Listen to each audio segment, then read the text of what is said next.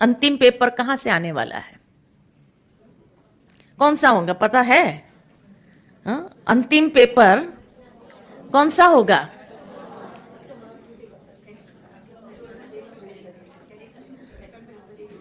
अंतिम पेपर कौन सा होगा? जो कहा कि अगर पेपर आउट हो गया है, लीकेज हो गया है, तो अभी तो क्वेश्चन मालूम होना चाहिए कि पेपर आउट हुआ तो कौन सा पेपर होगा? अंतिम पेपर होगा हमारी अपनी कमजोरी, जिस कमजोरी को हमने पाल के रखा है, जिसकी जो कमजोरी होगी वो कमजोरी ही उसका पेपर लेने के निमित्त बनेगी। अब उसकी कमजोरी अगर मोह होगा तो मोह पेपर के रूप में आएगा, उसकी कमजोरी अगर अभिमान होगा तो अभिमान के रूप में आएगा। इसलिए कहा कि बाबा ने पेपर आउट कर दिया है तो आप अपनी कमजोरी को तो देखो कि हमारी कमजोरी कहां है, और उस कमजोरी में हमें अपने ऊपर ही विजय पाना है, क्योंकि चेकर हम पेपर के चेकर भी खुद है।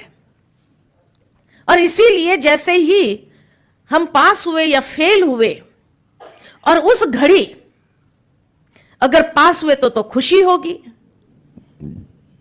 और अंदर से निकलेगा मैं पास हो गए,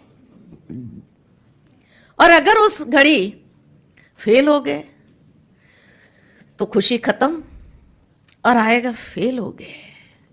बस भगवान वही जो आपने कहा ना, फेल होने के बाद कभी कोई अंदर से बोल नहीं सकेगा पास हो गए।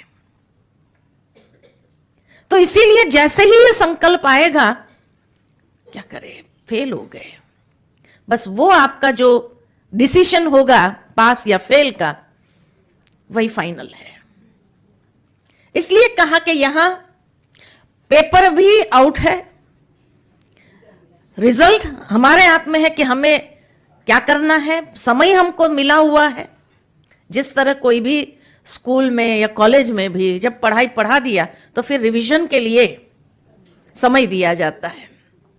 तो ये समय जो है हमारा रिवीजन के लिए, और रिवीजन के लिए है तो अब हमें क्या करना है, अपनी ही कमजोरी के ऊपर विजयी होना है।